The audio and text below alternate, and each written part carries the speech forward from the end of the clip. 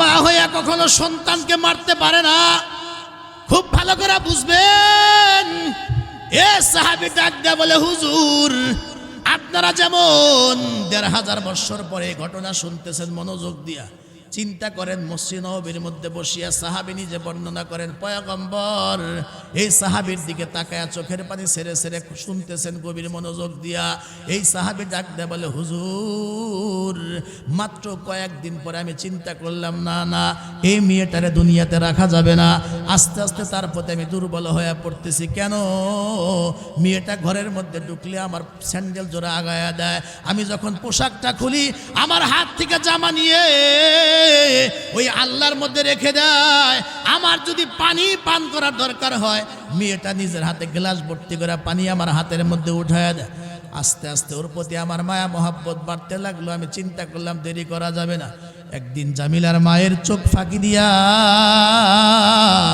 দাওয়াত খাইতে যাব বইলা যখন তার মার চোখকে ফাঁকি দিয়ে আমি সন্তানটাকে নিয়ে রওনা করেছি।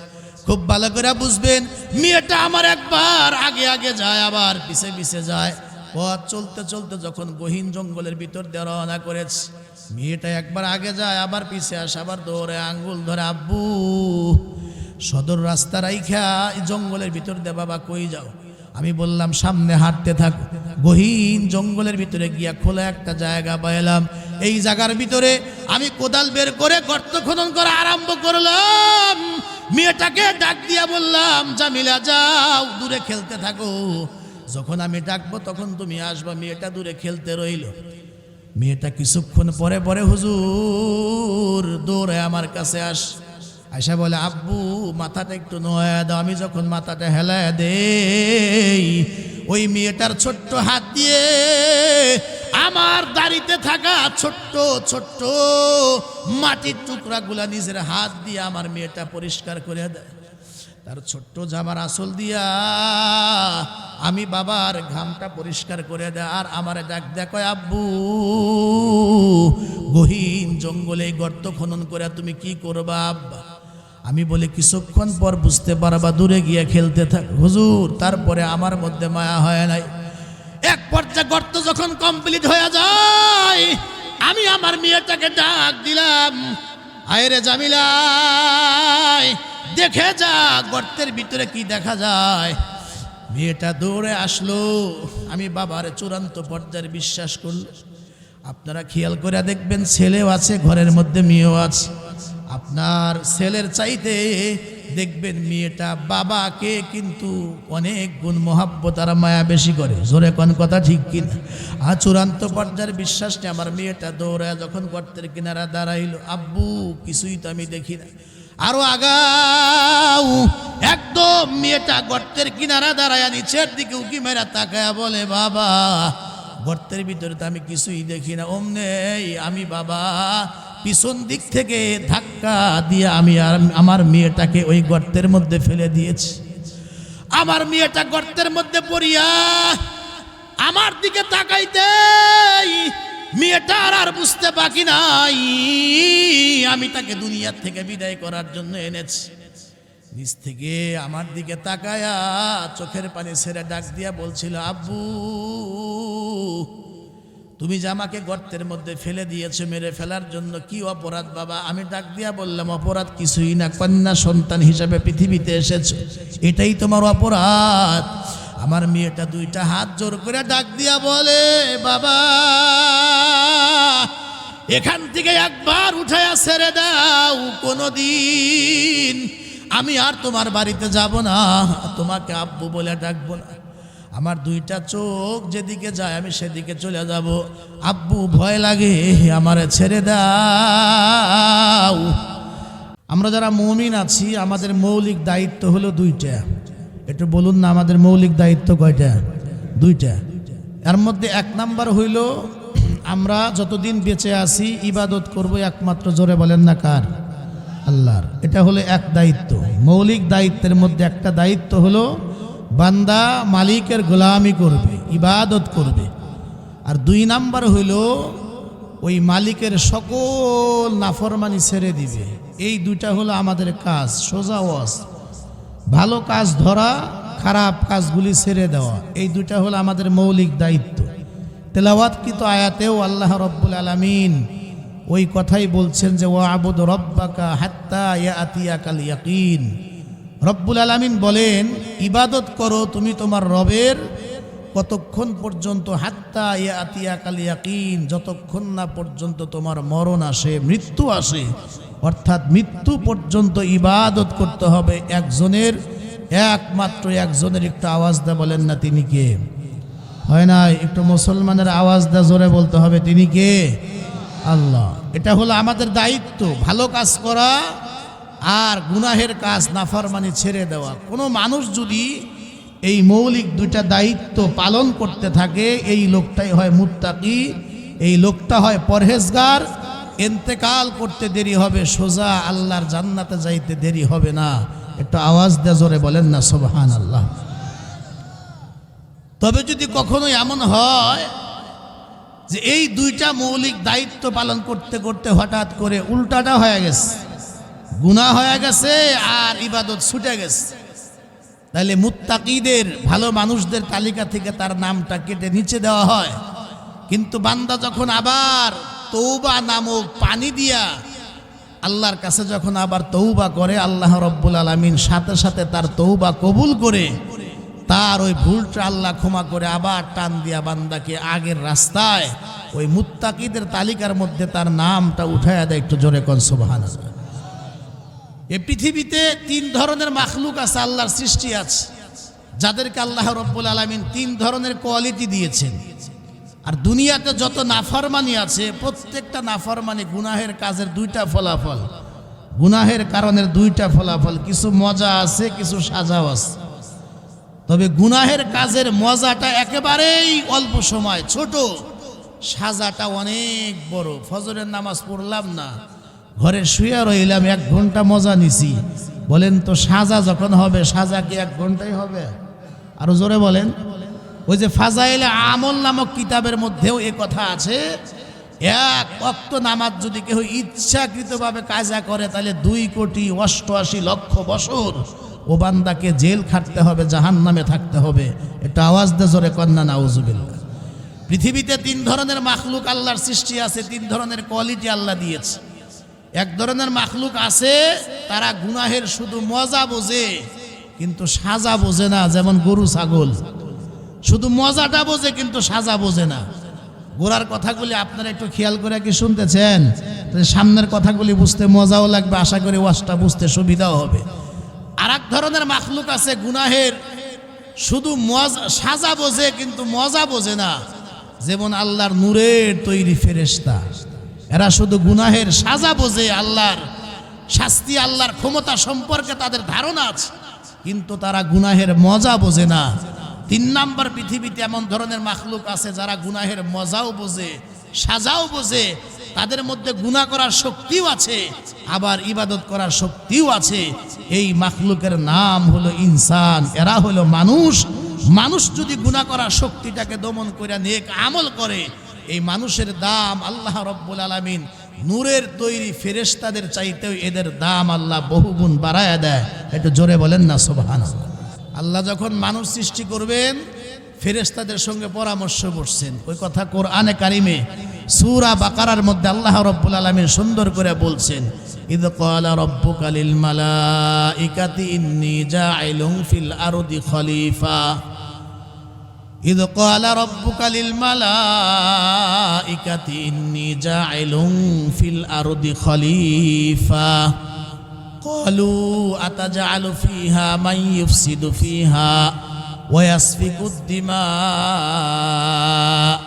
নাহনু নুসাব্বিহু বিহামদিকা ওয়া নুকদ্দিসু লাক। ক্বালা ইন্নী আ'লামু মা লা তা'লামুন।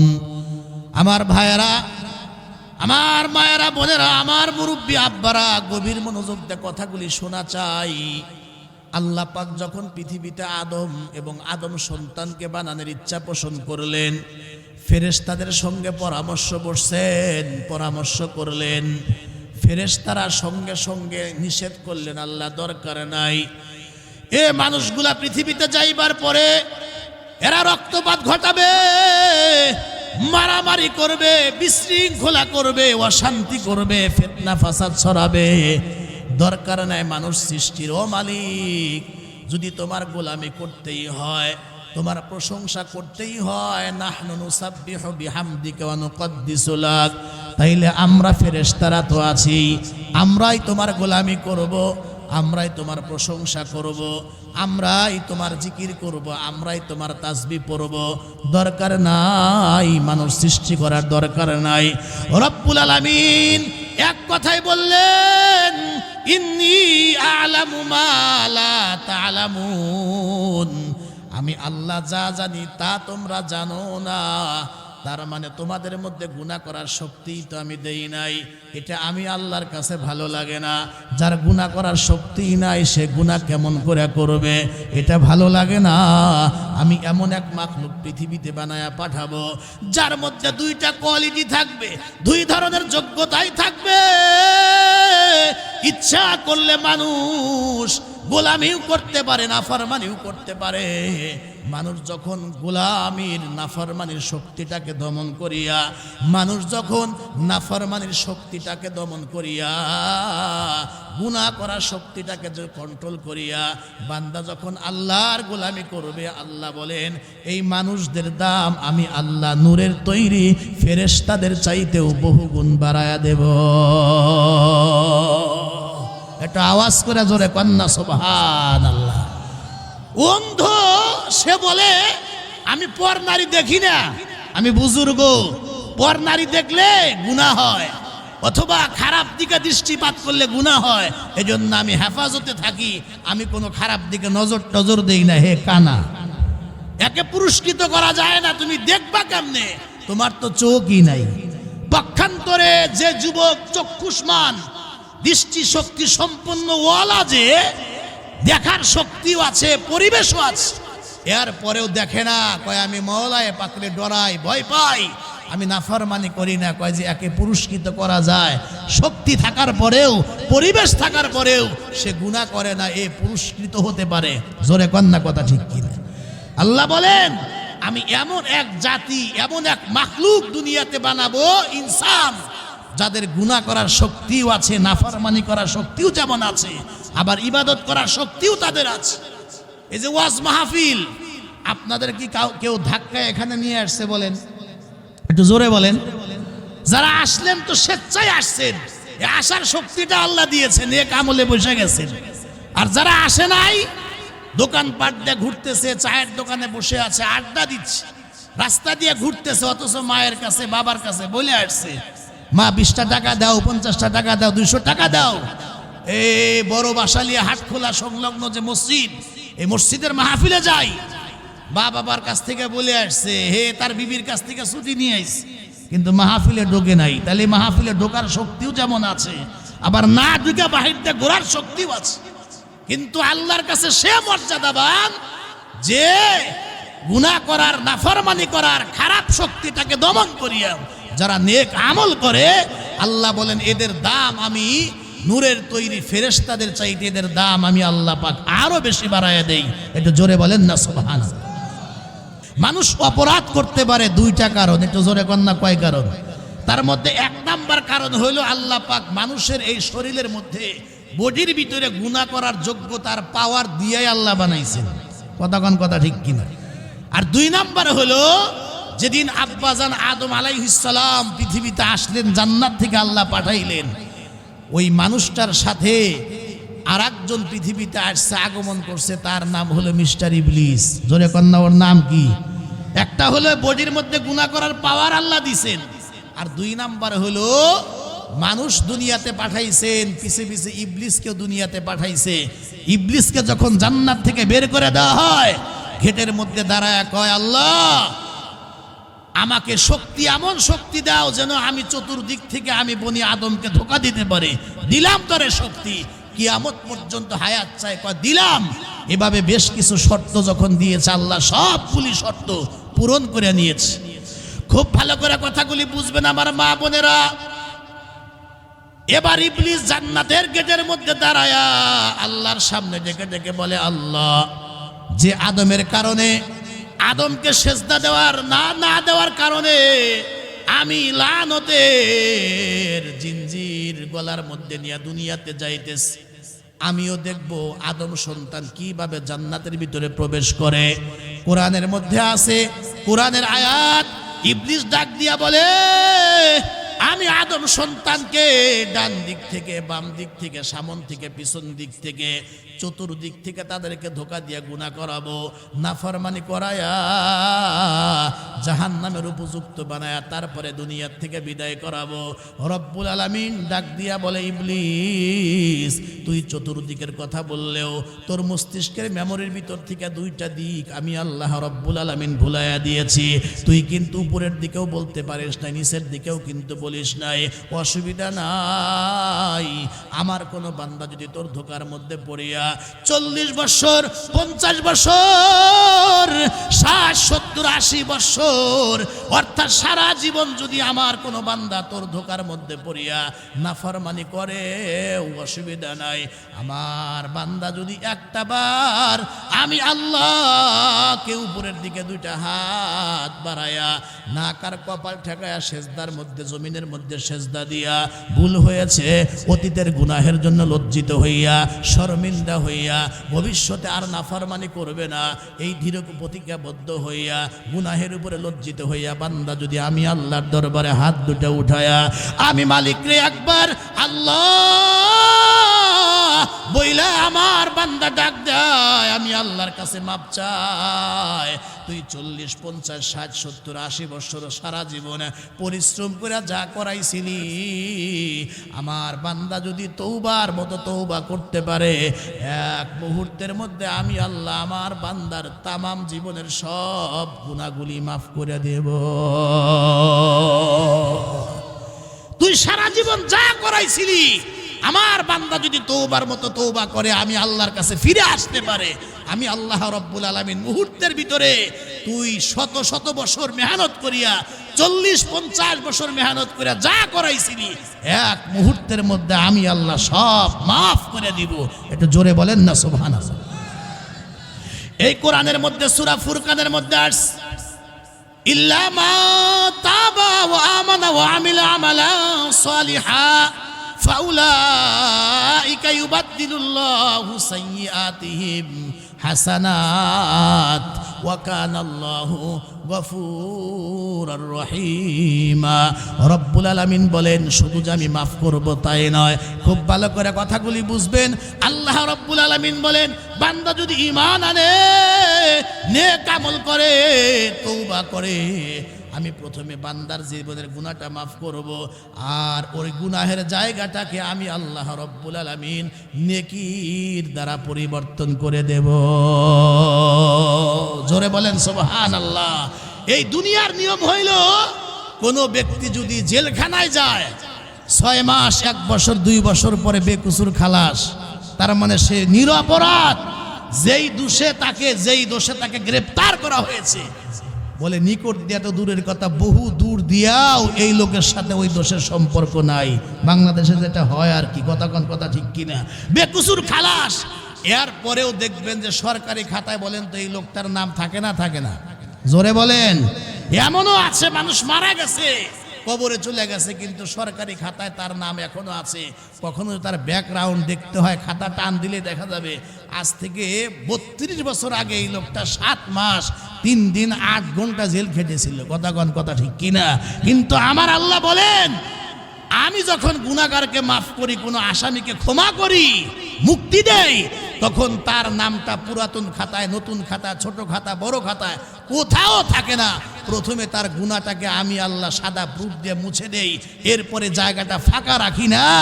উলাইকা ইউবাদদিলুল্লাহু সাইয়্যাতিহিম হাসানাত, ওই খালি জায়গাটাকে আমি আল্লাহ রব্বুল আলামিন নেকি দিয়া ভরাট করে দেই। একটু জোরে বলেন না সুবহানাল্লাহ। আমার আল্লাহ এমন দয়ালু। খুব ভালো করে কথাগুলি বুঝবেন। পয়গম্বর হাদিসের মধ্যে বলছে, আত্তাইবু মিনাজ জামবি কামাল্লা জামবালাহু। মানুষ যখন তওবা করে তার গুনাহটা আল্লাহ এমন ভাবে মাফ করেন, কেমন যেন অতীতে কখনো বান্দা এই গুনাহটা করেই নাই। একটু জোরে সুবহানাল্লাহ। পয়গম্বর মুসলিম শরীফের এক হাদিস গল্প শোনাইছেন উদাহরণ দিয়া। ধরো একজন লোকের 2 মাস লাগবে, ধুধু মরুভূমি, লোকালয় নাই, বাড়ি ঘর নাই, চলতে হবে। এই লোকটার খাদ্য পানীয় যা লাগে উটের পিঠে উঠায়া এই বান্দা রওনা করছে। তো ধরো 1 মাস চলছে, অর্ধেক রাস্তা গেছে। এর আগেও বহুবার রেস্ট নিয়েছে, কিন্তু যখন মাস পথে উটের পিঠ থেকে খাদ্য পানীয় সব নামায়া, খানা পিনা সাইরা, আবার উটের পিঠে সব কিছু চাপায়া দিয়ে লোকটা হাতটাকে বাইন বানায়া গাছের ছায়ায় মাত্র শুইছে, শুইতে দেরি, মুহূর্তের মধ্যে ঘুমায়া গেছে। আপনারা একটু আওয়াজ দা বলেন না, ঘুম দেওয়ার মালিককে আরো জোরে গন। বহু মানুষ ট্যাবলেট খায়া এসি রুমেও ঘুম হয় না, আবার বহু গরিব মানুষ এমন আছে ওই চড়ায় ধান কাটতে গিয়া দুপুরে পান্তা ভর্তা খায়া খেতের আইলে গামছা মাথার নিচে দিয়ে শুইছে, 5 মিনিট পরে নাক ডাকানির ঠেলায় মশা মাছি আশেপাশে যাওয়ার কোনো সুযোগ নাই। কথা কন, কথা ঠিক কিনা? তাহলে বোঝা গেল ঘুম দেওয়ার মালিক একজন। একটু জোরে বলেন না, তিনি কে? ঘুমায়া গেছে। কিছুক্ষণ পর ঘুম থেকে জাগ্রত হয়ে দেখে যে উটের পৃষ্ঠে আরো 1 মাস চলতে হবে, খাদ্য পানীয় সব চাপানো ছিল, সব কিছু নিয়ে উটটা উদাও হয়ে গেছে। সম্ভাব্য সকল জায়গা তালাশ করে উটটা খুঁজে পায় না। লোকটা বড় মুসিবতের মধ্যে পড়ছে। ফিরে যদি আসে, ব্যাগে আসে, তাও তো কমপক্ষে 1 মাস, যদি গন্তব্যে যায় তাও তো কমপক্ষে 1 মাস। আল্লাহর নবী বলেন লোকটা কি পরিমাণ মুসিবতের মধ্যে পড়ছে। বাড়ি ঘর কিচ্ছু নাই, লোকালয় নাই, এই ধুধু মরুভূমি। লোকটা নিশ্চিত যে আমার মৃত্যুবরণ করা ছাড়া কোনো পথ নাই, হেঁটে কোনো লাভ নাই, জায়গায় অপেক্ষা করতেছে। ঝিমানি আসছে, হঠাৎ করে ঝাঁকে দিয়া চোখ দুটা খুইলাই দেখে যে হারিয়ে যাওয়া উটটা আবার খাদ্য পানীয় সব কিছু নিয়ে এই লোকটার পাশে এসে দাঁড়িয়েছে। আপনারা বলেন তো লোকটা খুশি কম হবে না বেশি হবে? আরো জোরে গন। আমি যেমন জিজ্ঞাসা করি, আল্লাহর হাবিব ও সাহাবায়ে কেরামকে জিজ্ঞাসা করছেন, বলো তো সাহাবায়ে কেরাম লোকটা কি পরিমাণ খুশি হতে পারে? নবী আমার বলেন লোকটা এত খুশি হয়েছে, এত খুশি হয়েছে, খুশি হয়ে আল্লাহর শুকরিয়া আদায় করে, আল্লাহ কি বলে যে তোমার শুকরিয়া আদায় করব, কি যে দয়াটা তুমি আমারে করলে, মরণের হাত থেকে বাঁচাইয়া দিলা। আর দয়া তো করবাই, কারণ আমি যে তোমার রব আর তুমি যে আমার গোলাম। সুবহানাল্লাহ। বলার কথা ছিল দয়া তো করবাই, কারণ আমি যে তোমার গোলাম আর তুমি আমার রব, তুমি আমার আল্লাহ, তুমি আমার মুনিব। তা না বলে এত খুশি হয়েছে। আল্লাহর নবী বলেন লোকটা বাক্যটাই চেঞ্জ আর পরিবর্তন করে দিয়েছে। জোরে বলেন না সুবহানাল্লাহ। আমার ভাইয়েরা কথাগুলি খুব ভালো করে বুঝবেন। এই হাদিসের মধ্যে আছে আল্লাহর পয়গম্বর এই হাদিস খানা বলবার পরে, এই গল্প শোনাইবার পরে বলে, শোনো, এই যে লোকটা হারানো উটটাকে নিশ্চিত মৃত্যুর হাত থেকে ফিরে আসছে, হারানো উটটাকে আবার ফিরে পাইবার পরে এই লোকটা যেমনি ভাবে খুশি হয়েছে, এত খুশি হয়েছে, খুশির আধিক্যতার কারণে বান্দা তার শব্দ বা বাক্যটায় পরিবর্তন করে দিয়েছে। ঠিক একইভাবে আল্লাহর কোনো বান্দা যদি 20 বছর, 30 বছর, 40, 50 বছর আল্লাহর নাফরমানি করে গুনাহ করতে থাকে, বেনামাজি, বেপরদা, সমাজের সকল অন্যায় কাজগুলা এই বান্দার দ্বারা হয়েছে, আল্লাহ পাকের নাফরমানি করেছে, কিন্তু এই বান্দা যখন আল্লাহ পাক যখন তাকে বুঝ দেয়, আর যখন সেই বুঝটা নিয়ে যখন বান্দা আল্লাহর কাছে ফিরে আসে, অর্থাৎ তওবা করে, আল্লাহ অতীতে যা করছে আমার ভুল হয়েছে, আল্লাহ আমি ক্ষমা চাই, মাফ চাই, দয়া করে মেহেরবানি করে মাফ করে দাও। আর গুনাহের প্রতি লোকটা যদি অনুতপ্ত হয়, এক কথাই বলবো, এ বান্দা যদি তওবা করে আল্লাহর দরবারে ফিরে আসে, এই লোকটা তার হারানো উটটাকে ফেরত পাইবার পরে যেই পরিমাণ খুশি হয়েছে, নবী আমার বলেন আল্লাহ রব্বুল আলামিন এর চাইতেও হাজার হাজার গুণ বেশি খুশি হইয়া বান্দাকে গাফফার নামের আলোক রোশনি দিয়া তার জীবনের সব গুনাহগুলি মাফ করায়া দিয়া আল্লাহ পাক একটা টান দিয়ে নিজের রহমতের কোলের মধ্যে উঠায়া নেয়। আমার মা বোনের আলোচনা লম্বা করতে চাই না। আমরা তো প্রতিনিয়তে ইয়া বলে বল আমাদের দ্বারা গুনাহ হয়, কিন্তু গুনাহের প্রতি আমাদের কোনো ভয় নাই। মৃত্যুবরণ করতে হবে, যে কোনো মুহূর্তে কবরে যেতে হবে। খুব ভালো করে কথাগুলি বুঝবেন। ওই যে আগেই বলছি, যেহেতু আমরা নরমাল মুসলমান, আমরা কেউ নবী নই, আমরা কিন্তু সাহাবিও নই, আমরা তাবিউন নই, তাবিউন নই।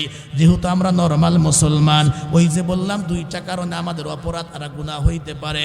গুনাহ যখন হবে বান্দার দেরি করবে না, সঙ্গে সঙ্গে তওবা করবে। তওবা নামক পানি দিয়া বান্দা তার জিন্দেগীর গুনাহটাকে পরিষ্কার করবে। আল্লাহ রাব্বুল আলামিন তওবাকারী বান্দাকে বড় পছন্দ করেন, ভালোবাসেন। আমার মা বোনেরা, মাইকের আওয়াজ কি তোমাদের কান পর্যন্ত যায়? মা, কথাগুলি মা খুব ভালো করে তোমরা দিলের কান দিয়া শ্রবণ করবা। মৃত্যু কার কোন সময় আসবে কেউ কিন্তু বলতে পারবো না। গুনাহ নিয়া যদি মা ও আমার যুবক ভাইয়েরা, মুরব্বী আব্বারা, আমি আপনি কবরে চলে যাই, কবরে আযাব কিন্তু কোনোভাবে সহ্য করতে পারবো না। এই জন্য একজন মহিলা সাহাবী হঠাৎ করে একটা অন্যায় অপরাধ করে ফেলছে। আল্লাহর পয়গম্বরের সামনে সে দাঁড়ায়া এই মহিলা সালাম আনতে ডাক দেয়, বলি ইয়া রাসূলুল্লাহ, আমার নাম অমুক, আমি তো গুনাহ করে ফেলেছি, আমাকে দয়া করে মেহেরবানি করে পাক বানায়া দেন। নবী আমার কিছুই বলেন না। এই মহিলা ডাক দিয়া বলে, হুজুর, আমি তো অপরাধ করেছি, আমার দ্বারা জেনা হয়েছে, আমি ব্যভিচার করেছি, আমি বুঝতে পারি না, শয়তান ধোঁকা দিয়েছে, আমি তওবা করতে চাই, দয়া করে মেহেরবানি করে আমাকে পাক বানায়া দেন। এই কথা শুনবার পরে আল্লাহর পয়গম্বর শোনার পরেও না শোনার ভান করে আছেন, চেহারা অন্যদিকে ফিরাইয়া নিলেন। এই মহিলা আবার ওই দিকে সামনে দাঁড়ায় কয়, সত্যি হুজুর, আমি অপরাধ করেছি, আমি জেনা করেছি, দয়া করে মেহেরবানি করে আমাকে পাক বানায়া দেন। পয়গম্বর চেহারা ফিরাইয়া নিলেন। তৃতীয়বার এই মহিলা আবার সামনে দাঁড়ায় ডাক দিয়া কয়, ইয়া রাসূলুল্লাহ, সত্যি আমি জেনা করেছি, এই মুহূর্তে আমি সন্তান সম্ভবা, আমার পেটে যে সন্তান, এই সন্তানটা অবৈধ জেনার সন্তান, সত্যি অপরাধ করেছি, দয়া করে মেহেরবানি করে আমাকে পাক বানানোর ব্যবস্থা করেন। নবী আমার এবার তৃতীয়বার এই কথা বলবার পরে নবী ডাক দিয়া বললেন, কিছুক্ষণ আগেই তুমি বললা তোমার পেটের মধ্যে নাকি সন্তান সম্ভবা, সন্তান আছে, শোনো, অপরাধ তুমি করেছো, পেটের সন্তান তো কোনো অপরাধ করে নাই, ফিরে যাও, যখন তুমি ডেলিভারি হইবা, তোমার সন্তান যখন তোমার কাছ থেকে জুদা আলাদা হবে, ওই সময় তুমি আসিও। সত্যি এ মহিলা কয়েক মাস পরে ছোট্ট একটা সন্তান কোলের ভিতরে নিয়ে বিশ্বনবীর দরবারে হাজির হয়ে ডাক দিয়া বলে, ইয়া রাসূলুল্লাহ, আপনি না বলেছেন সন্তান ডেলিভারি হইবার পরে যেন আমি আসি? এই যে তাকায়া দেখেন সন্তান ডেলিভারি হয়ে গিয়েছে, দয়া করে মেহেরবানি করে আমাকে পাক বানায়া দেন। নবী আমার ডাক দিয়া বলে, তোমার সন্তান তো এখনো পর্যন্ত ছোট, এখনো পর্যন্ত তোমার সন্তান তো তোমার স্তনের দুধ পান করে, তুমি দুনিয়ার থেকে চলে গেলে তোমার সন্তানটার কষ্ট হবে, ফিরে যাও, সন্তান যখন এক্সেস অতিরিক্ত খাবার খাওয়া শিখবে তখন তুমি আসিও। সত্যি দেখেন মহিলা তওবা করার জন্য অস্থির হয়ে গিয়েছে। ঠিক 1 থেকে 1.5-2 বছর পরে এই মহিলা তার সন্তানটাকে আঙ্গুল ধরিয়া হাঁটাইতে পয়গম্বরের দরবারে এসে হাজির, ডাক দিয়া বলি, ইয়া রাসূলুল্লাহ, তাকায় দেখেন, আল্লাহর নবী তাকায় দেখে এ বাচ্চাটার হাতের ভিতরে রুটি বা বিস্কিট। নবী গো, আমার সন্তান তো এখন নিজেই একাই সে খাবার খাইতে পারে, নবী গো, মৃত্যু কোন সময় আসবে বলা যায় না, দয়া করে মেহেরবানি করে আমাকে পাক বানায়া দেন। আল্লাহর পয়গম্বর এবার ডাক দিয়া বলে, ও সাহাবীরা, গর্ত খনন করো। কোরআনে কারিমের বিধান হইল, বিবাহিত পুরুষ, বিবাহিতা নারী যদি ব্যভিচারে লিপ্ত হয়, এই পর্যন্ত গেরে পাথর মেরে তাকে দুনিয়ার থেকে বিদায় করতে হবে। আল্লাহর পয়গম্বরের এই মহিলা সাহাবী কিন্তু জানতেন, জানার পরেও সে স্বেচ্ছায় চলে এসেছেন তওবা করার জন্য। কেন? কারণ এই মহিলার কাছে দুনিয়াতে এরকম হাজারো কষ্ট মাথা পেতে নিতে রাজি আছে, কিন্তু জাহান্নামের এক মুহূর্তের কষ্ট আল্লাহর বান্দি মেনে নিতে রাজি নাই। সুবহানাল্লাহ। আমরা তো মনে করি দুনিয়ার সুখ শান্তি হলো আসল সুখ শান্তি, আর দুনিয়ার আখেরাতের এটা হলো বাকি, দুনিয়াতে যা কিছু পাবো এটাই হলো আমাদের নগদ। কিন্তু না, এই সাহাবী ডাক দিয়া বলে, এরকম হাজারো কষ্ট আমি সহ্য করতে রাজি আছি, কিন্তু জাহান্নামের এক মুহূর্তের জন্য আমি কষ্ট করতে রাজি নই। আমাকে দুনিয়াতে যা শাস্তি হবার হবে, ডাক দিয়া আমাকে পাক বানায়া দেন।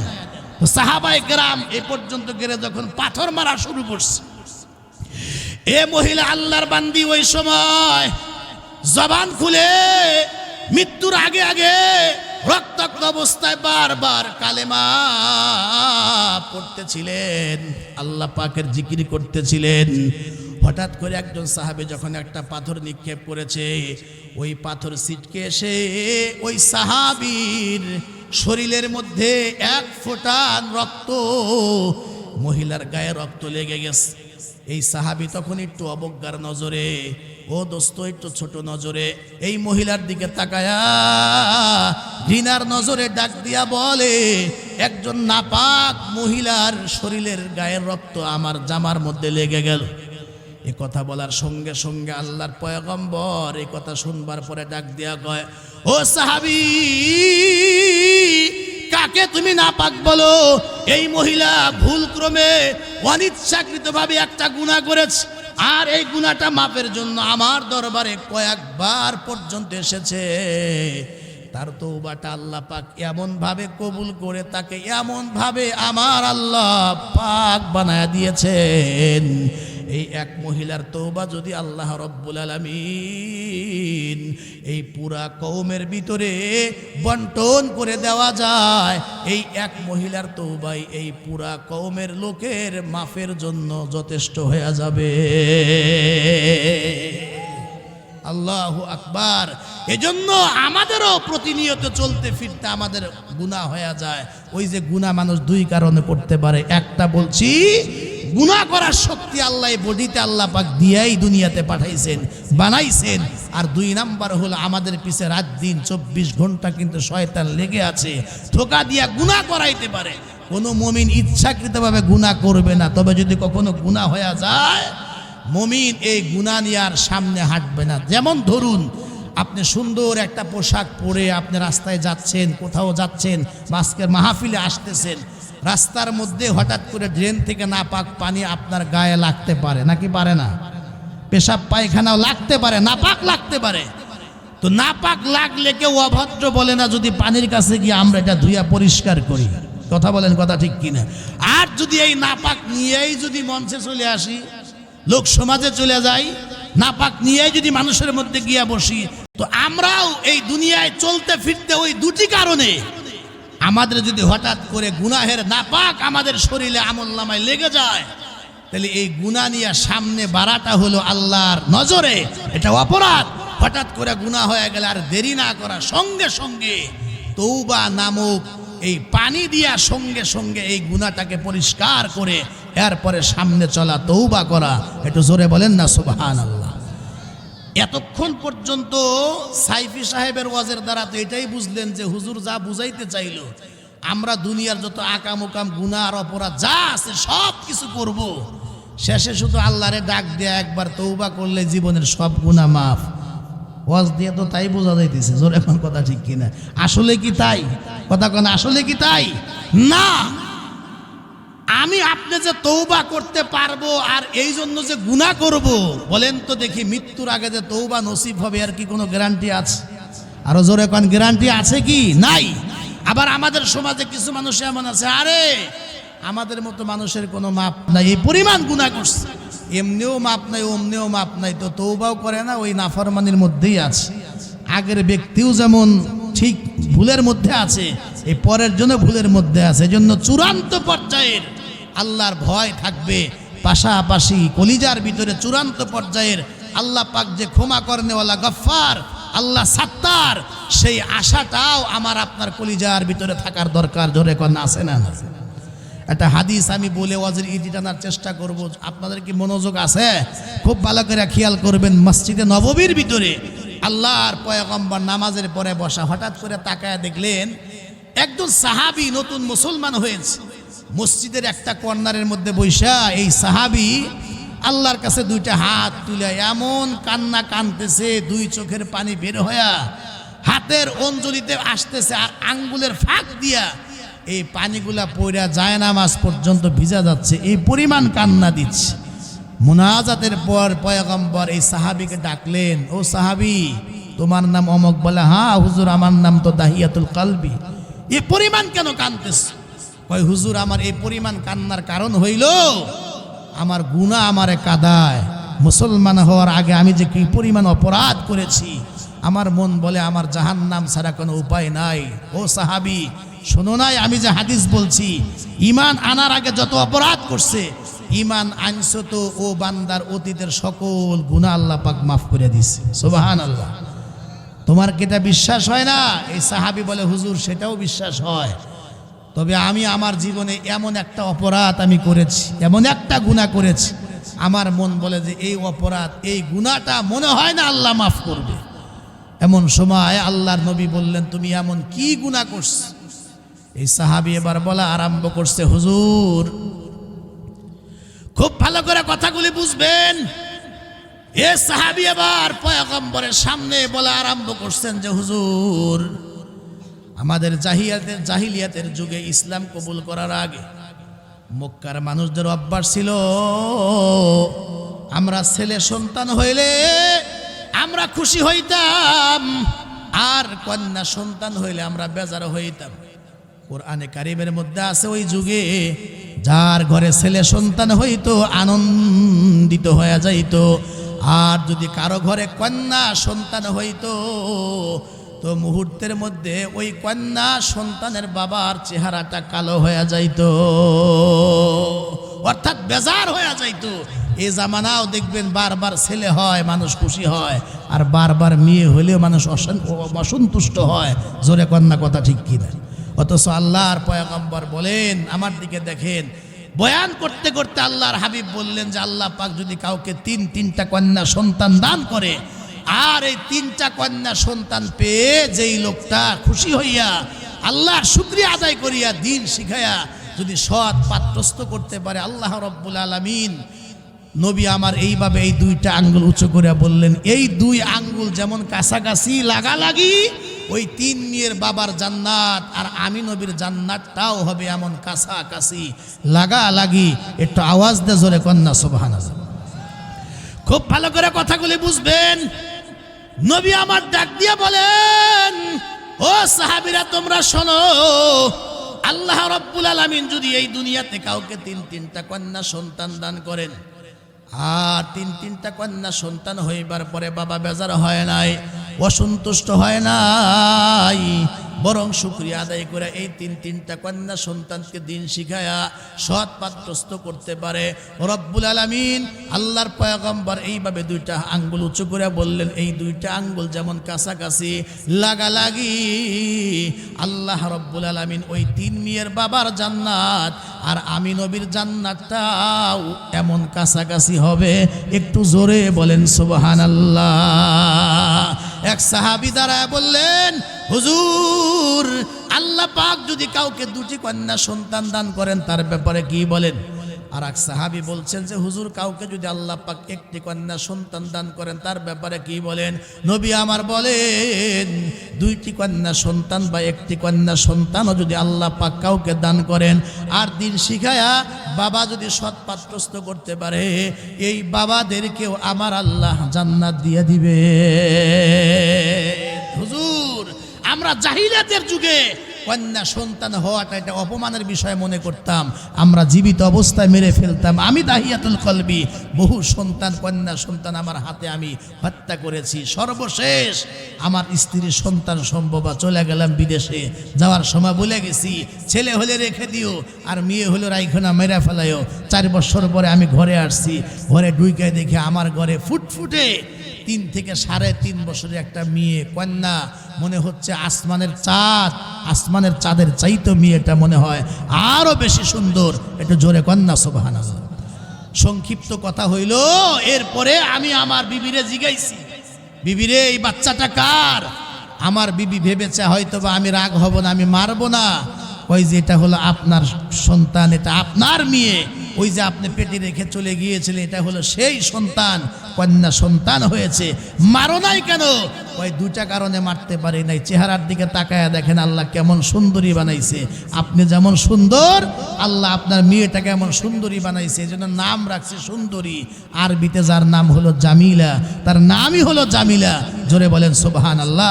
আর 2 নাম্বার কারণ হইল আমি তারে মারতে পারি নাই, কারণ আমি তার বাবা নয়, আমি তার অন্য কোনো আত্মীয় নই। আমি হইলাম আমার এই সন্তানের জনম দুঃখিনী মা। একটু জোরে কন্যা সুবহানাল্লাহ। কারণ মা হইয়া কখনো সন্তানকে মারতে পারে না। খুব ভালো করে বুঝবেন। এ সাহাবী ডাক দেয়া বলে, হুজুর আপনারা যেমন ১৫০০ বছর পরে ঘটনা শুনতেছেন, মনোযোগ দিয়া চিন্তা করেন। মসজিদ নববীর মধ্যে বসিয়া সাহাবী নিজে বর্ণনা করেন, পয়গম্বর এই সাহাবীর দিকে তাকায়া চোখের পানি ছেড়ে ছেড়ে শুনতেছেন গভীর মনোযোগ দিয়া। এই সাহাবী ডাক দেয়া বলে, হুজুর মাত্র কয়েকদিন পরে আমি চিন্তা করলাম, না না এই মেয়েটারে দুনিয়াতে রাখা যাবে না। আস্তে আস্তে তার প্রতি আমি দুর্বল হয়ে পড়তেছি। কেন? মেয়েটা ঘরের মধ্যে ঢুকলে আমার স্যান্ডেল জোড়া আগায়া দেয়। আমি যখন পোশাকটা খুলি আমার হাত থেকে জামা নিয়ে ওই আল্লাহর মধ্যে রেখে দেয়। আমার যদি পানি পান করার দরকার হয়, মেয়েটা নিজের হাতে গ্লাস ভর্তি করে পানি আমার হাতের মধ্যে উঠায় দেয়। আস্তে আস্তে ওর প্রতি আমার মায়া মহব্বত বাড়তে লাগলো। আমি চিন্তা করলাম দেরি করা যাবে না। একদিন জামিলার মায়ের চোখ ফাঁকি দিয়া দাওয়াত খাইতে যাব বইলা যখন তার মার চোখকে ফাঁকি দিয়ে আমি সন্তানটাকে নিয়ে রওনা করেছি। খুব ভালো করে বুঝবেন, মেয়েটা আমার একবার আগে আগে যায়, আবার পিছে পিছে যায়। পথ চলতে চলতে যখন গহীন জঙ্গলের ভিতর দিয়ে রওনা করেছে, মেয়েটা একবার আগে যায়, আবার পিছে আসে, আবার দৌড়ে আঙ্গুল ধরে, আব্বু সদর রাস্তা রাইখা জঙ্গলের ভিতর দিয়ে বাবা কই যাও? আমি বললাম সামনে হাঁটতে থাকো। গহীন জঙ্গলের ভিতরে গিয়া খোলা একটা জায়গা পাইলাম। এই জায়গার ভিতরে আমি কোদাল বের করে গর্ত খনন করা আরম্ভ করলাম। মেয়েটাকে ডাক দিয়া বললাম, জামিলা যাও, দূরে খেলতে থাকো, যখন আমি ডাকবো তখন তুমি আসবা। মেয়েটা দূরে খেলতে রইল। মেয়েটা কিছুক্ষণ পরে পরে হুজুর দৌড়ে আমার কাছে আয়সা বলে, আব্বু মাথাটা একটু নোয়া দাও। আমি যখন মাথাটা হেলায় দেই, ওই মেয়েটার ছোট্ট হাত দিয়ে আমার দাড়িতে থাকা ছোট্ট ছোট্ট মাটির টুকরাগুলা নিজের হাত দিয়ে আমার মেয়েটা পরিষ্কার করে দেয়। তার ছোট্ট জামার আসল দিয়া আমি বাবার ঘামটা পরিষ্কার করে দেয়। আর আমার ডাক দেয়, কয় আব্বু গহীন জঙ্গলে গর্ত খনন করে তুমি কি করবা আব্বা? আমি বলি কিছুক্ষণ পর বুঝতে পারবা, দূরে গিয়ে খেলতে থাক। হুজুর তারপরে আমার মধ্যে মায়া হয় নাই। এক পর্যায়ে গর্ত যখন কমপ্লিট হয়ে যায়, আমি আমার মেয়েটাকে ডাক দিলাম, আয়রে জামিলা দেখে যা গর্তের ভিতরে কি দেখা যায়। মেয়েটা দৌড়ে আসলো। আমি বাবার চূড়ান্ত পর্যায়ে বিশ্বাস করল। আপনারা খেয়াল করে দেখবেন, ছেলেও আছে ঘরের মধ্যে, মেয়েও আছে। আপনার ছেলের চাইতে দেখবেন মেয়েটা বাবাকে কিন্তু অনেক গুণ মহাব্বত আর মায়া বেশি করে। জোরে কোন কথা ঠিক কিনা? আর চূড়ান্ত পর্যায়ের বিশ্বাসটা আমার মেয়েটা দৌড়ায় যখন গর্তের কিনারা দাঁড়াইলো, আব্বু কিছুই তো আমি দেখি না। আরো আগাও, একদম মেয়েটা গর্তের কিনারা দাঁড়ায় নিচের দিকে উকি মেরা তাকায়া বলে, বাবা গর্তের ভিতরে তো আমি কিছুই দেখি না। অমনে আমি বাবা পিছন দিক থেকে ধাক্কা দিয়ে আমি আর আমার মেয়েটাকে ওই গর্তের মধ্যে ফেলে দিয়েছি। আমার মেয়েটা গর্তের মধ্যে পড়িয়া আমার দিকে তাকাইতে মেয়েটা আর বুঝতে বাকি নাই আমি তাকে দুনিয়ার থেকে বিদায় করার জন্য এনেছি। নিচ থেকে আমার দিকে তাকায়া চোখের পানি ছেড়ে ডাক দিয়া বলছিল, আব্বু তুমি যে আমাকে গর্তের মধ্যে ফেলে দিয়েছো মেরে ফেলার জন্য, কি অপরাধ বাবা? আমি ডাক দিয়া বললাম, অপরাধ কিছুই না, কন্যা সন্তান হিসাবে পৃথিবীতে এসেছো, এটাই তোমার অপরাধ।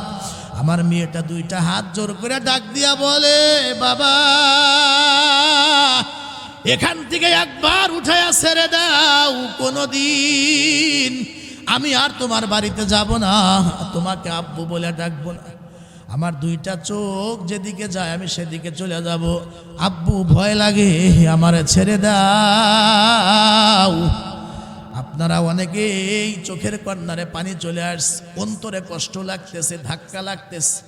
চিন্তা করেন, আল্লাহর পয়গম্বর ১৫০০ বছর আগে এই সাহাবী যখন মসজিদের বারান্দার মধ্যে বৈশা বৈশা নিজে তার জীবনের কাহিনীটা বলতেছিলেন, পয়গম্বরের দুইটা চোখ থেকে পানি বের হয়ে গাল বেয়ে বেয়ে ঝর্ণার মতো পয়গম্বরের চোখের পানি মসজিদের মধ্যে পড়তেছে।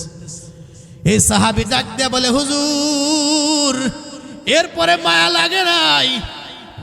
আমি যখন উপর থেকে পাথর আর মাটির বড় বড় চাকাগুলা উপর থেকে নিক্ষেপ করতেছিলাম, আমার জামিলা রক্তাক্ত অবস্থায় কতবার না আমারে ডাকছে, আব্বু ছেড়ে দাও, কোনোদিন আর তোমারে বাবা কইলা ডাকবো না, তোমার বাড়িতে যাব না, আমার মায়া লাগে নাই হুজুর। আমি মাঠে চাপা দিয়া গর্তটা ভরাট করিয়া আমি যখন বাসায় আসলাম, ঘুমাইতে গেলেও মনে হয় জামিলা আমার পাশে দাঁড়ায় আমাকে আব্বু আব্বু বলে ডাকে, খাইতে বসলেও মনে হয় আমারে ডাকে, সব জায়গায় মনে হয় মেয়েটা আমারে ডাকে, শান্তি নাই। হুজুর আপনার দরবারে আসলাম, হাতে হাত রেখে কালেমা পড়ে মুসলমান হয়ে গেলাম। এরপরে আপনি হাদিস বলছেন, আমারও মন বলে জীবনের সব গুনাহ মাফ হবে, কিন্তু আমার মন বলে এত বড় গুনাহটা আমার আল্লাহ মনে হয় মাফ দিবে না। নবী আমার এই কথা শোনার পরে চোখে পানি নিয়ে বললেন, দাহিয়া তুমি এরপরে আমার সামনে আর বসিও না, তুমি আমার সরাসরি সামনে বসিও না, কারণ তোমাকে দেখলে তোমার জামিলার কথা মনে হবে, আর আমার নবী, আমি নবী কষ্ট পাবো, তুমি আমার সামনে বসিও না। তবে শোনো, এত বড় গুনাহটাও তুমি যদি আল্লাহর কাছে খাস দিলে তওবা করো, এত বড় গুনাহটাও আমার আল্লাহ তোমারে মাফ করে দিবে। একটু জোরে আওয়াজ দে, জোরে কন্যা সুবহানাল্লাহ। এজন্য কথা আমি শেষের দিকে নিয়ে আসতেছি।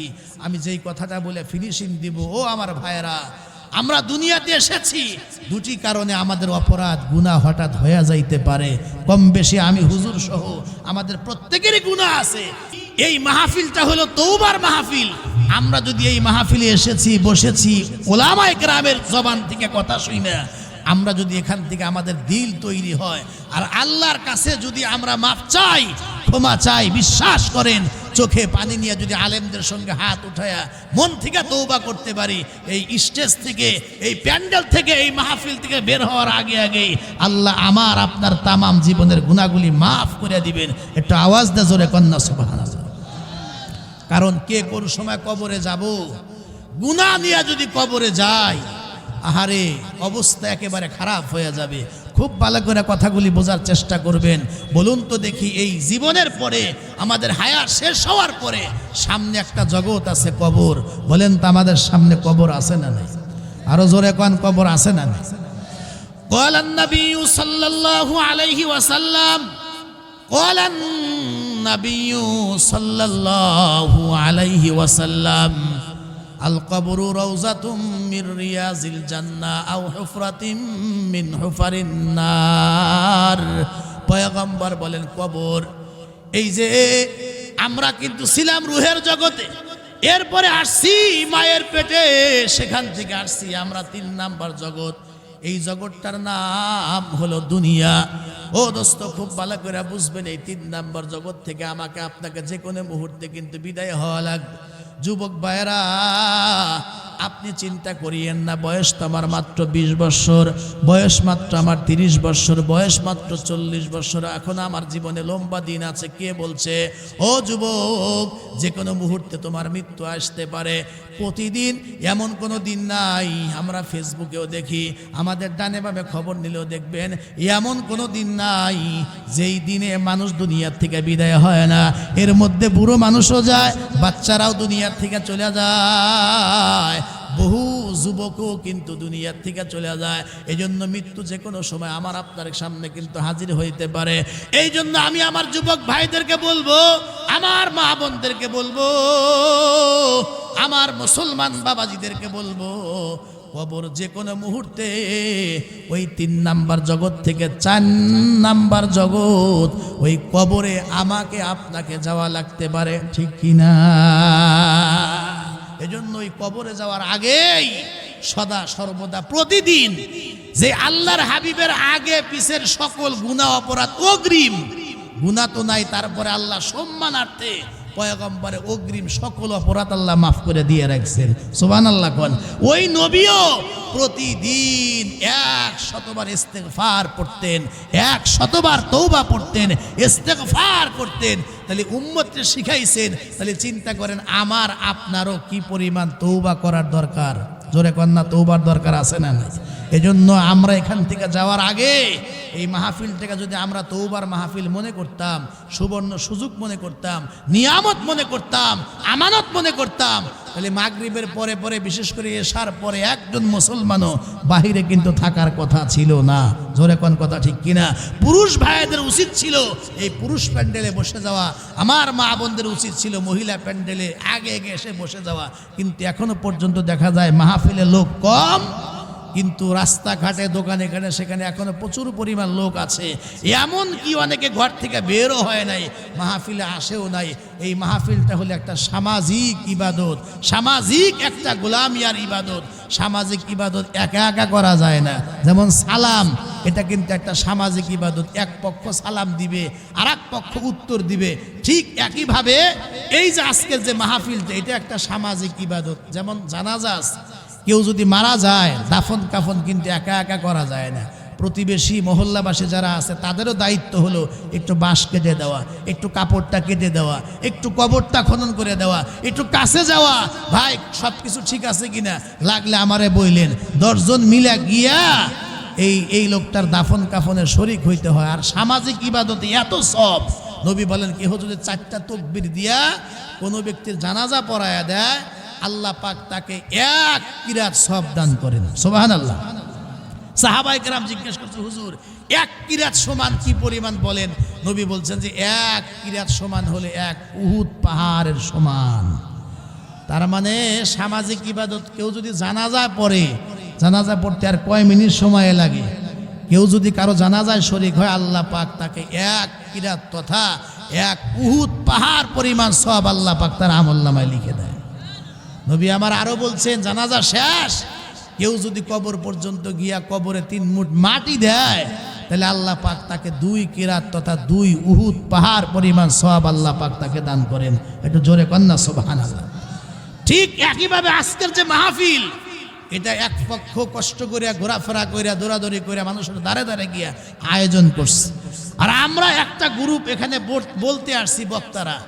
আর আপনাদের দায়িত্ব ছিল, মহল্লাবাসী সকলেরই দায়িত্ব ছিল, মুসলমানদের যেই মাহফিলে আগ্রহের সঙ্গে আগে আগে এসে মাহফিলে বসে শেষ পর্যন্ত এই মাহফিলে শরীক থেকে সার্বিকভাবে সহযোগিতা করা দরকার। জোরে বলেন না, ছিল না? ছিল না? আমি বলছিলাম এই 3 নাম্বার জগৎ থেকে আমাকে আপনাকে যে কোনো মুহূর্তে 4 নাম্বার জগৎ অর্থাৎ কবরে যাইতে হবে। এই কবরের ব্যাপারে আল্লাহর নবী বলছেন, কবরটা কারো জন্য হবে জান্নাতের বাগান, আবার আও হুফরাতিম মিন হুফারিন নার, কারো জন্য হবে এই কবরটা জাহান্নামের গর্ত। আল্লাহ যেন আমাদের কবরটাকে জান্নাতের বাগান হিসাবে কবুল করেন। একটু জোরে বলুন না আল্লাহুম্মা আমিন।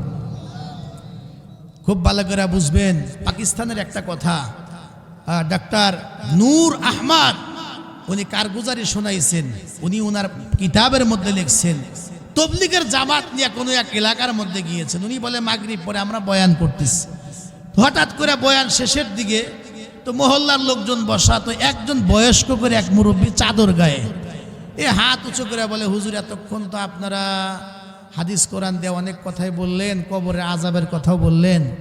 হুজুর আমার কাছে অভিজ্ঞতার আলোকে নিজের চোখে আমি কবরে আযাব দেখছি, যদি অনুমতি দেন, আপনারা কিতাব দেখে বললেন আর আমি নিজের চোখে কবরে আযাব দেখছি, যদি অনুমতি দেন তাহলে আমি একটু আপনাদের কাছে শোনাইতে চাই চোখে দেখা কবরের আযাব।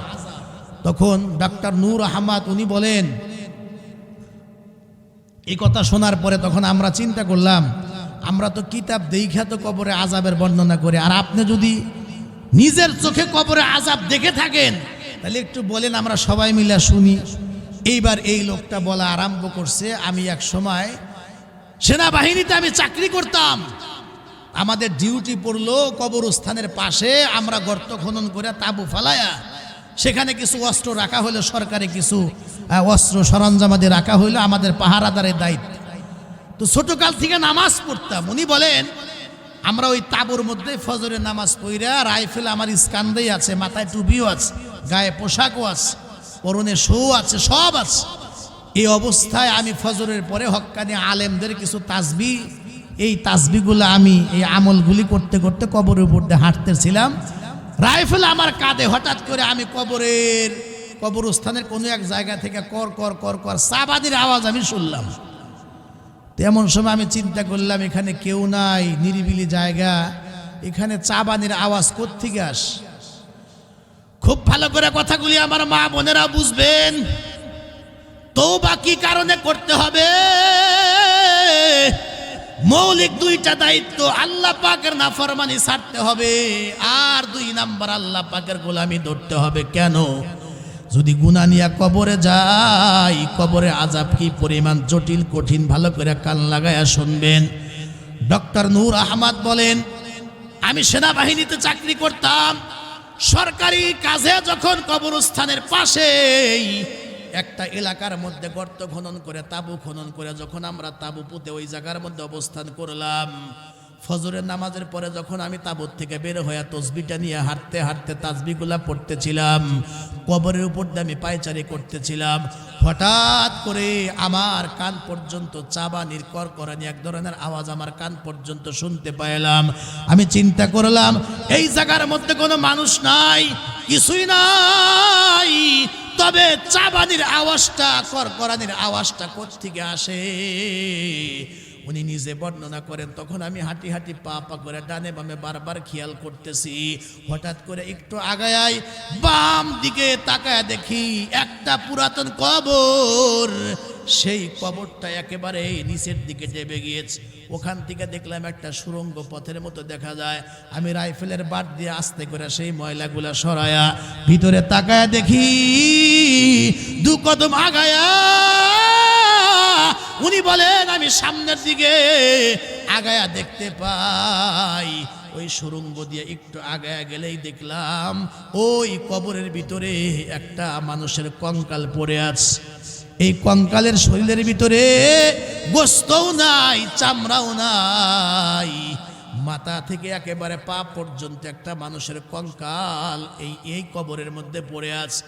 আর আমি তাকায় দেখলাম এই কঙ্কালের মাথার দিকে ইঁদুরের চাইতে একটু বড় এক ধরনের একটা প্রাণী। আমি তাকায় দেখলাম এই কঙ্কালের ওই মাথার মধ্যে যেই মাত্র এইভাবে কামড় দেয়, চাবানি দেয়, মুহূর্তের মধ্যে এই কঙ্কালটা পুরাটাই নাড়াচাড়া করে ওঠে। এরপরে ওই ইঁদুরের চাইতে একটু বড় প্রাণী যে চাবানি দিচ্ছে, ওই আওয়াজটা এতক্ষণ পর্যন্ত আমার কান পর্যন্ত আসলো। আমি একটু ভালো করে দেখার জন্য রাইফেলের বাট দিয়ে আর একটু পরিষ্কার করে সামনের দিকে আগায় গেলাম। আমি সামনে পা বাড়াইতেই তাকায় দেখি ওই প্রাণীটা আর দেখা যায় না, উদাও হয়ে গেছে। খোঁজাখুঁজি করলাম কিন্তু পাই না। আমি যেই মাত্র ওই কবর থেকে আমি উপরে উঠলাম, ডানে বামে তাকাইলাম, দেখি আমি প্রাণীটাকে খুঁজে পাই কিনা, কিন্তু পাইলাম না। হঠাৎ করে 15-20 হাত দূরে তাকায় দেখি ওই প্রাণীটা রাঙ্গা রাঙ্গা চোখ বানায় আমার দিকে তাকায় আছে। মনে হচ্ছে আমার উপরে তার ভীষণ রাগ। আমি তখন সঙ্গে সঙ্গে রাইফেলটা বের করলাম, বন্দুক তাক করলাম, আমি তাকে গুলি করে দুনিয়ার থেকে বিদায় করে দিব। গুলি করব, প্রস্তুতি নিচ্ছি। এমন সময় দোস্ত, আমি গুলি করার আগেই ওই প্রাণীটা মুহূর্তের ভিতরে লাফায়া লাফায়া বিদ্যুতের গতিতে আমার দিকে আগায় আসতেছে। আমি তখন গুলি করার চান্স না পাই আমি যখন পিছন দিকে ব্যাক করে মারলাম দৌড়। আমি যতই দৌড়াই পিছন দিকে তাকায় দেখে প্রাণীটা আমার পিছে পিছে দৌড়ায় আস। দৌড়াইতে দৌড়াইতে আমি প্রায় 1.5 থেকে 2 কিলোমিটার দৌড়াইলাম।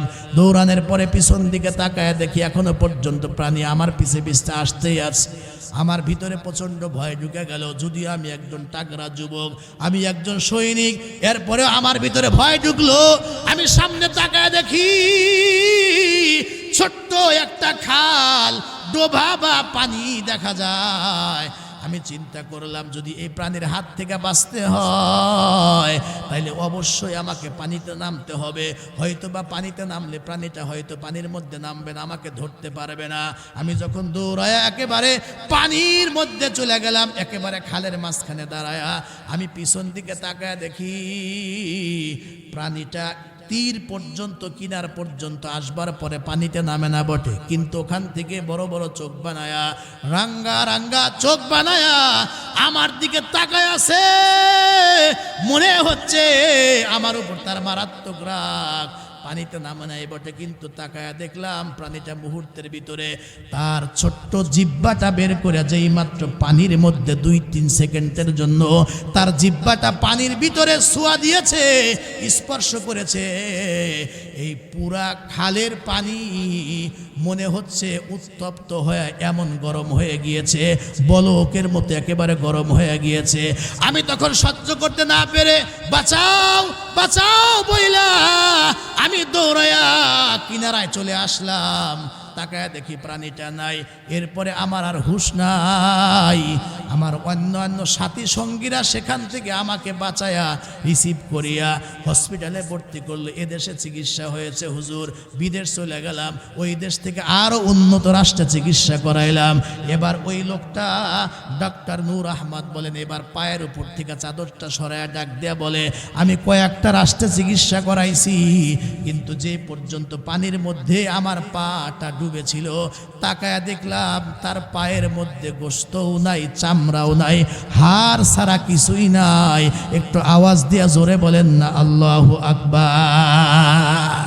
তার মানে হলো যেটুকু অংশ ওই পানিতে ডুবেছিল, আর ওই ছোট্ট প্রাণীটা তার জিহ্বাটা দিয়ে পানিতে একটু ছোঁয়া দেওয়ার সাথে সাথে পুরা পানিটা খিচুড়ি আর ভাত বলক উঠলে যেমন টকবক টকবক করে পুরা খালের পানিটাই উত্তপ্ত হয়ে গেছে। আমি উঠতে উঠতে আমার এইটুকু জায়গায় এমনভাবে পুড়ে গিয়েছে, সেদ্ধ হয়ে গেছে, আজও পর্যন্ত এই জায়গার মধ্যে গোশত গজায় নাই, ভালো হয় নাই। তাহলে একটু আওয়াজ দা বলেন না, এই কবরে আমাকে আপনাকে যেতে হবে না? হবে না? অবশ্যই যেতে হবে। এজন্য খুব ভালো করে বুঝবেন, নিজেরাও কবরে যাব, জানি না এতগুলা মানুষের ভিতরে কার যেন সেই জনম দুঃখিনী মা কবরে চলে গেছে। আমাদের মাঝে অনেকের আব্বা নাই, কবরে চলে গেছে, কাফন ছাড়া সব রাইখা ওই বাবা মা কবরে চলে গেছে। শুধু এতটুকুন চিন্তা করেন, এই যে প্রচন্ড শীত, এতগুলো কাপড় পরলাম, পোশাক পরলাম, তারপরে আমরা সহ্য করতে পারি না। কিন্তু ওই মোহাব্বতের মা, ওই মোহাব্বতের বাবা কে যারা হারাইছেন, একটাবার চিন্তা করে দেখেন, এই প্রচন্ড শীতের ভিতরে কাদা মাটি, মনকে মন টনকে টন কাদা মাটি বুকের ভিতরে নিয়া আমার আপনার মা, আমার আপনার বাবা, দাদা দাদি, নানা নানি, কত আপনজন না ওই কবরের মধ্যে শুয়ে আছে। বিশ্বাস করেন, পয়গম্বর বলছেন, ডুবান্ত নৌকার যাত্রীরা অসহায় হইয়া যেইভাবে তীরের দিকে তাকায়া থাকে, এর চাইতে বড় অসহায় হইয়া কবরবাসী যার যার আপন জনের হাতের দিকে তাকায়া থাকে। এই জন্য খুব ভালো করে বুঝবেন, আমাদের আব্বা মা ময় মুরব্বী পূর্বপুরুষ যেমন কবরে চলে গেছে, আমি আপনিও কিন্তু কবরে চলে যাব। এই পৃথিবীতে ছিলেন একমাত্র আল্লাহ, আবার সব শেষ হবে, উনি একমাত্র থাকবেন, সব কিছু ধ্বংস হয়ে যাবেন।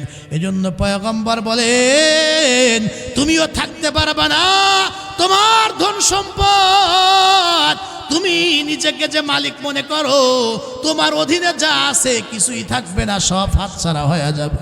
নবী আমার বলেন, ওই লোকটা চালাক, আল কাইয়িসু মান দানা নাফসাহু ওয়া আমিলা লিমা বাদাল মাউত। যেই লোকটা মৃত্যুর আগে আগে, কবরে যাওয়ার আগে আগে, এই দুনিয়ার হায়াত থাকতে থাকতে যারা দান করে, নেক আমল করে করে পারলৌকিক জীবনের জন্য, কবরের জন্য যারা পুঁজি পাঠায়া দেয়, নবী বলেন এই লোকটাই হলো প্রকৃতপক্ষে বুদ্ধিমান, আর এই লোকটা হলো চালাক। একটু জোরে জোরে বলেন সুবহানাল্লাহ। এজন্য আমার সম্মানিতা মা এবং বোনেরা, নওজোয়ান যুবক ভাইয়ারা, যেই বাবা মা কবরে চলে গেলেন, আপনজন কবরে চলে গেলেন, আমাদের সামান্য কষ্ট যারা মানতে পারতেন না, আজকে না জানি ফেরেশতাদের হাতে তারা মার খায়। আল্লাহর কাছে দোয়া করব, আর যদি পৃথিবীতে কোনো সন্তান ওই মা বাবার রুহের মাগফিরাত কল্পে দান করে, নেক আমল করে, এই সন্তানের নেক আমলগুলি আল্লাহ রাব্বুল আলামিন তার মা বাবার কবরে পৌঁছায় দেয়।